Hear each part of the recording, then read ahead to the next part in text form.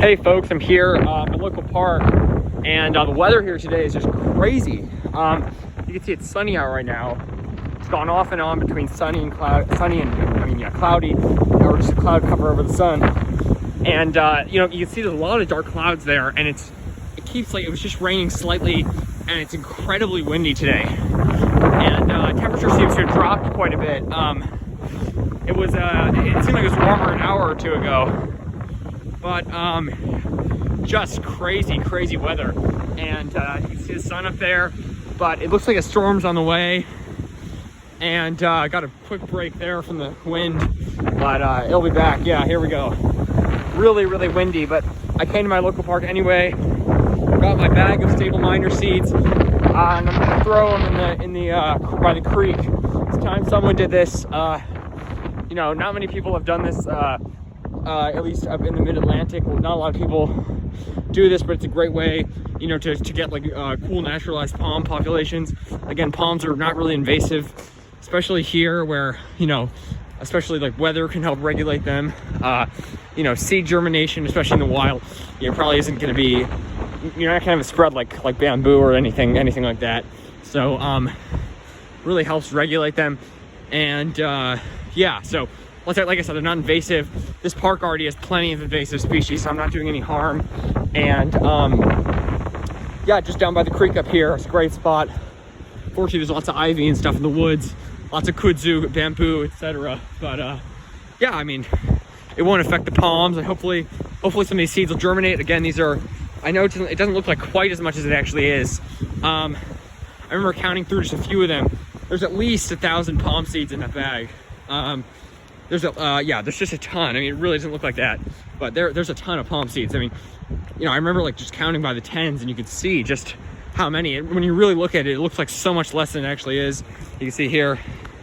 And yeah, I collected these from Virginia Beach. I was down there a couple weeks ago, and just posted some videos from there that were on my other channel. But I'm sort of gonna, I don't know. I want to sort of just try to keep my channels to like a singular channel. I'm sort of just gonna leave my other channel alone. I'm not really gonna do anything. Maybe I'll upload some more videos at some point.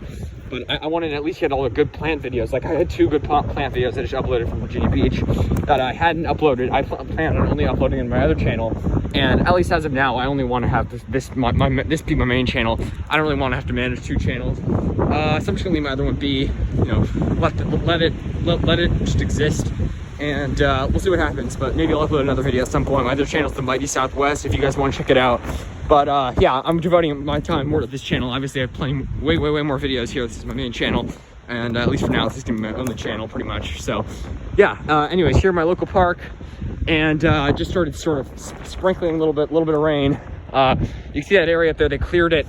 They call it a habitat restoration. They sort of made a meadow, because when we're there were a bunch of other trees just smothered in kudzu. I mean, it was horrendous. It looks like they've removed quite a bit from these trees as well, which is good to see. You can see a lot of just native deciduous trees. Don't particularly care for them, but they're native, so I'm not complaining. I don't know. I mean, I just sort of let them be and don't really affect them. You see some pines up there, probably planted. Lots and lots of pines and conifers. As you can see, there's more through there that are used in construction. Wow, lots of wind.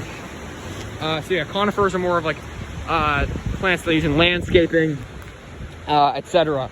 But landscaping gardens, and along the roads they'll plant tons of conifers. Sorry, my bag's getting away. But here in the park, in the woods, mostly deciduous trees. And you can see the bamboo just lining the road. So much bamboo lining the path there.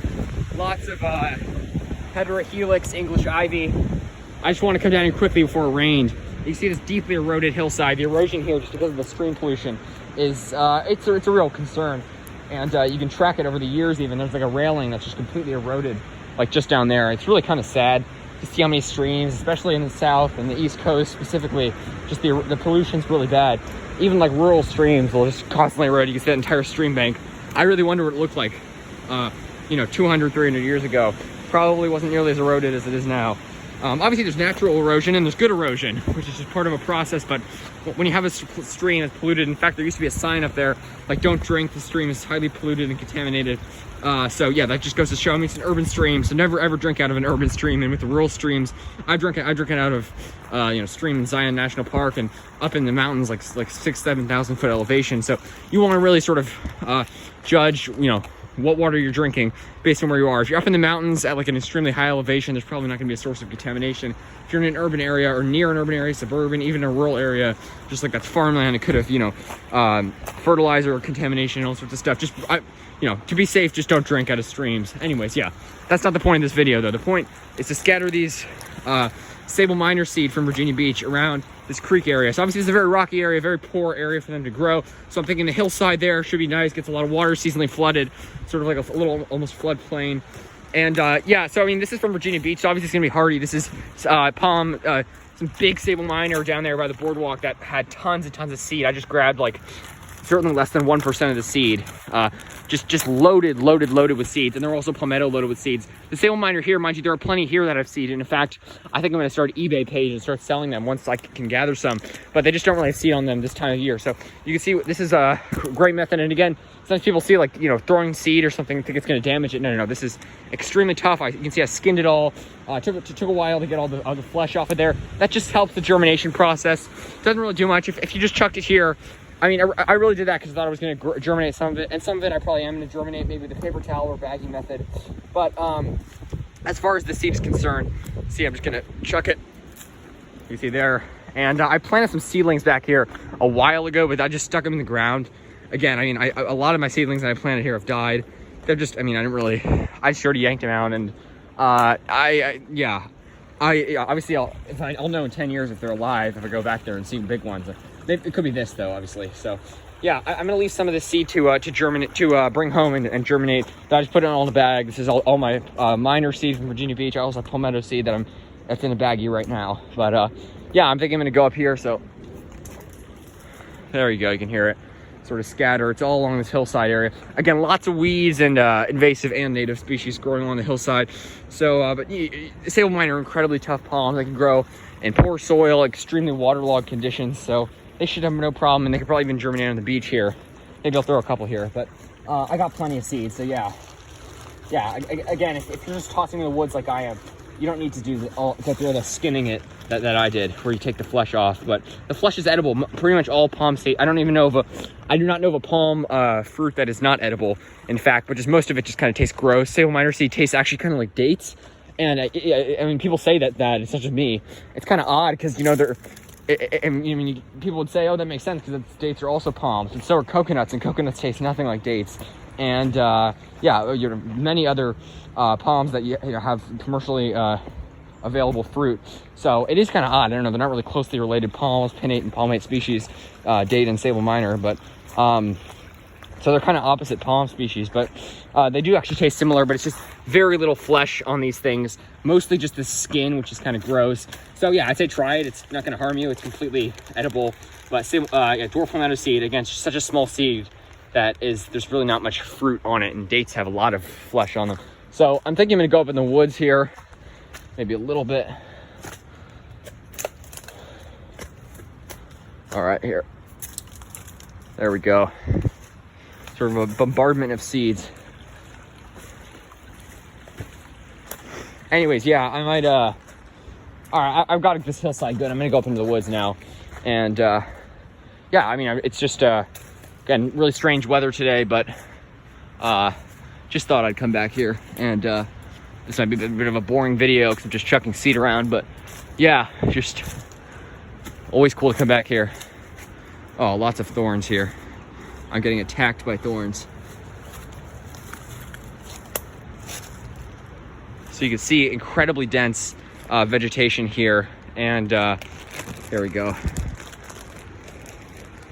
I wonder how much of this will actually germinate. You know, I've seen it germinate north of Nashville. There's like a patch where there's Sabal minor seedlings everywhere, which is probably very similar forest and very similar soil to this. So I'm guessing some of it will germinate, obviously.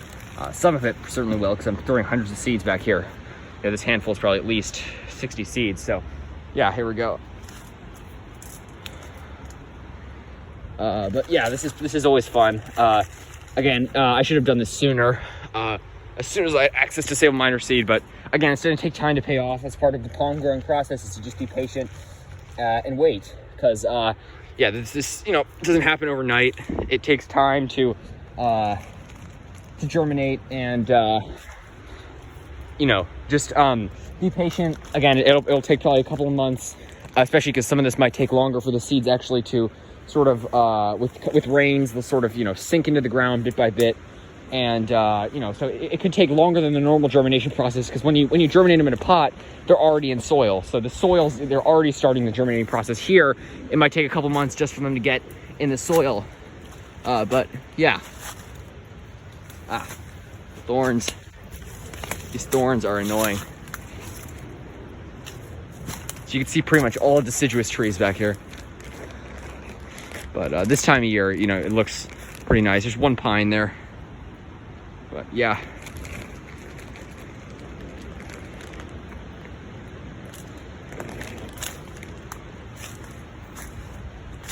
But yeah, this is it's a nice forest back here. I can't complain. Not everyone has access to forest, especially in such an urban area as where I live. So I got to be, you know, be grateful for that. And even if it's not my favorite ecosystem of all, the eastern deciduous forest is you know, still incredibly biodiverse. Maybe not here in a city, but lot more tree species than maybe you know, drier habitats, which again, my favorite tree species live in more sort of exotic habitats. I know that's sort of that's not a very specific term, but yeah, here we go. It's I'm basically chucking a bunch in the same place, so I'm just gonna try to spread them out a little bit more.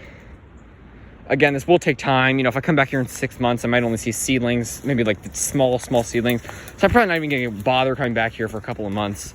You know, the quickest that you would probably possibly see something is probably at least 6 weeks. You know, and that's probably, you know, if the seeds were already in the ground, but they're not. So again, as I said, I have stuck seedlings back here in the past. So I'll keep my eye out for those, but I don't think any of them survived.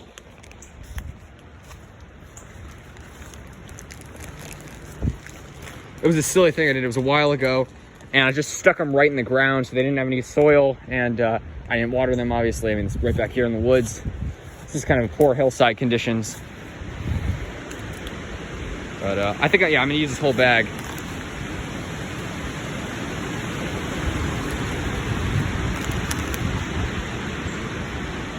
Sorry.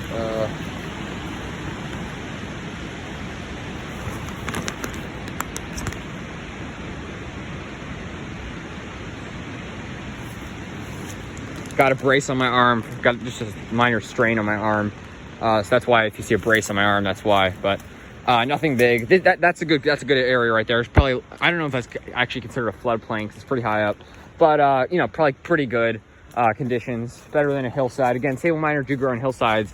I don't know what this ecotype is, but I mean, you could call it the Virginia Beach ecotype, but it's only one generation.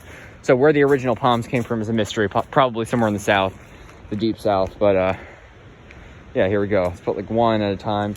And yeah, so this is pretty awesome, and it should pay off. I've put at least, like I said, at least 1,000 seeds in the bag, at least, possibly a lot more.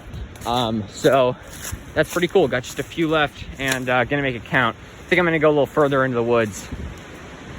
So again, just yeah, take note of all the deciduous trees. I know I always sort of rolling my eyes at them because, you know, nothing impressive here, but hopefully one day we'll have an evergreen palm here, which is you know, all palms are evergreen, but it would make a good addition to the forest. I could say that, especially here. And again, Sabal minor is native to some, like what's cool about Sabal minor is mostly native to floodplains, wet areas, but there are some like dry, exposed hillsides, especially at the range limits, like Montgomery County. That's more of a coniferous / deciduous forest, and so they are native North Georgia, some pretty deciduous areas that really do look kind of like this. So that's pretty neat, and in my opinion. And all right, there we go. I got like one.